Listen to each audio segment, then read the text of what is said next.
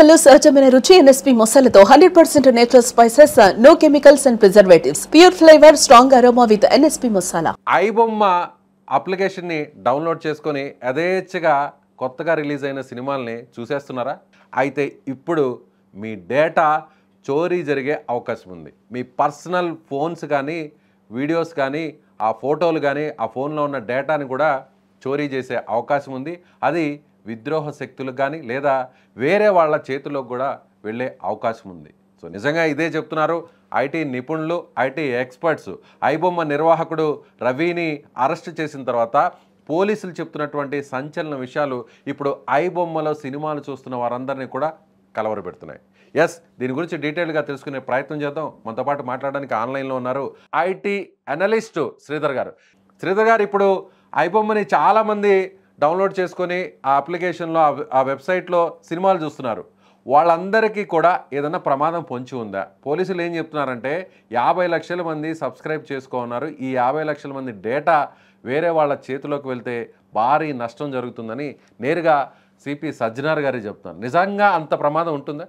ఖచ్చితంగానండి, ఖచ్చితంగా. ఈరోజు మనం లోన్ అప్లికేషన్సే తీసుకోండి. ఒక యాప్ మన ఫోన్లోకి వచ్చేటప్పుడు, ఇప్పుడు ఈ బెట్టింగ్ యాప్స్ కావచ్చు, వేరే యాప్ కావచ్చు, ఒక యాప్ వచ్చేటప్పుడు అది తీసుకునే పర్మిషన్స్ శాండ్ బాక్స్డ్ గా ఉండవు. చాలా మంది అనుకుంటారు ఏంటంటే కనుక ఆ యాప్ మాత్రమే వాడుకుంటుంది అనుకుంటారు. సో వీళ్ళు ఏం చేస్తారంటే ఈ కలెక్ట్ చేసే డేటా మొత్తాన్ని, మీ లోకల్ స్టోరేజ్ యాక్సెస్ ఉంటుంది, మీ ఫొటోస్ వీడియోస్ యాక్సెస్ ఉంటుంది, మీ ఈ జిపిఎస్ లొకేషన్ యాక్సెస్ ఉంటుంది, మైక్రోఫోన్ కెమెరా యాక్సెస్ ఉంటుంది. మరి ఇంత డేటా మొత్తాన్ని they can control anything on your mobile phone. First అది గుర్తుపెట్టుకోండి.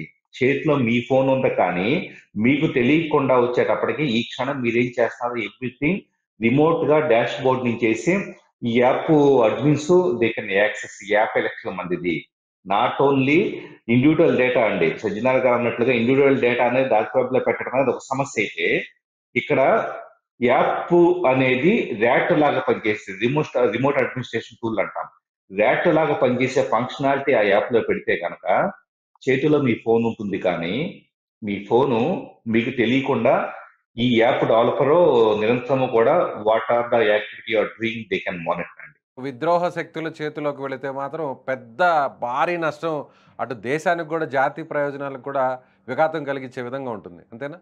100%. ఎందుకంటే ఈ డేటా ఎక్కడైనా కూడా డార్క్ వెబ్ లోకి వెళ్ళొచ్చు, లేకపోతే కనుక కొంతమంది విద్రోహ శక్తుల చేతిలోకి ఏం చేస్తాడు, ఇల్లీగల్ అమౌంట్ కి అలవాటు పడిన తర్వాత ఎవరో వచ్చేసి ఓకే మీ దగ్గర ఇంత యూజర్ డేటా ఉంది కదా మాకు అమ్మేసేయండి అని చెప్పేసి అన్నా కూడా హ్యాపీగా అమ్మేయొచ్చు. సో ఇదంతా డేటాని ఒక దగ్గర పెట్టుకున్న తర్వాత వీళ్ళు ఏం చేస్తూ ఉంటారంటే కనుక బేరసరాలు ఆడుతుంటాం. మా దగ్గర ఇంత డేటా ఉంది, మీకు కావాలా, ఓకే మాకు ఇంత అమౌంట్ ఇవ్వండి. ఎందుకంటే వీళ్ళకి పోయేదేమీ లేదు కదా.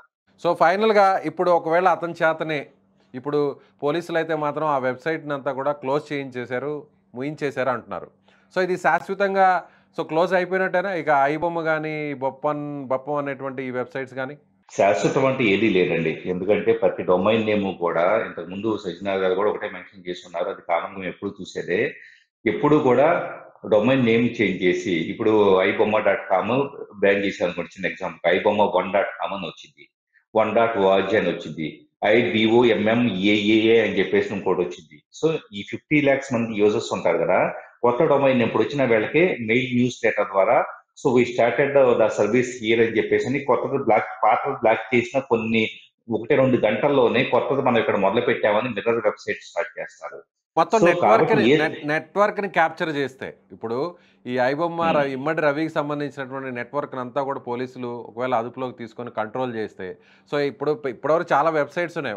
ఈ స్థాయిలో ఐబొమ్మ స్థాయిలో అంత పేరు వచ్చింది కానీ, లేదా అంత వాచింగ్ ఉన్నది కానీ, కొత్త సినిమాలను అంత ఫాస్ట్గా అప్లోడ్ చేసేది కానీ మిగతా వెబ్సైట్స్కి అంత లేదు క్రేజ్ పబ్లిక్లో చూసే audience.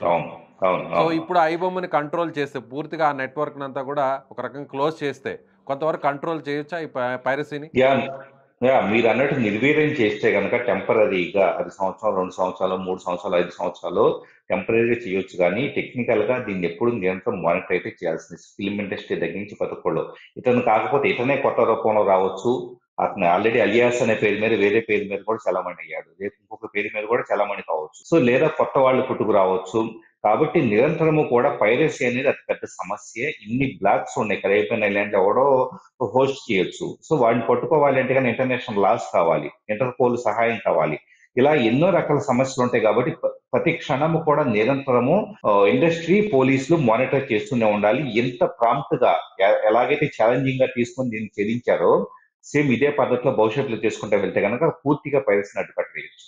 Right sir, thank you so much. చాలా మంచి ఇన్ఫర్మేషన్ ఇచ్చారు. Thank you. ఫ్రీగా సినిమాలు చూసేయచ్చని పైరసీ వెబ్సైట్స్ని ఓపెన్ చేసి కొత్త సినిమాలను చూసేసామని తెగ ఆనందపడుతున్నటువంటి చాలామందికి ఇది ఒక అలర్ట్ లాంటి వీడియో. ఎందుకంటే అనధికారికంగా ఉన్నటువంటి వెబ్సైట్స్లోకి వెళ్ళి ఇలా పైరసీ సినిమాల్ని చూడడం అటు సినిమా నిర్మాతలకే కాదు నష్టాన్ని ఇచ్చేది, మీకు కూడా ఖచ్చితంగా ప్రమాదం పొంచి ఉంది అనేది ఇక్కడ పోలీసులు అలాగే ఐటీ నిపుణులు చెప్తున్న దాని ప్రకారం అర్థమవుతుంది. మీరెప్పుడైనా ఐబొమ్మ వెబ్సైట్స్ ఓపెన్ చేసి ఈ విధంగా పైరసీ సినిమాలను చూసారా? ఎస్, మీ అభిప్రాయాన్ని కామెంట్ చేయండి.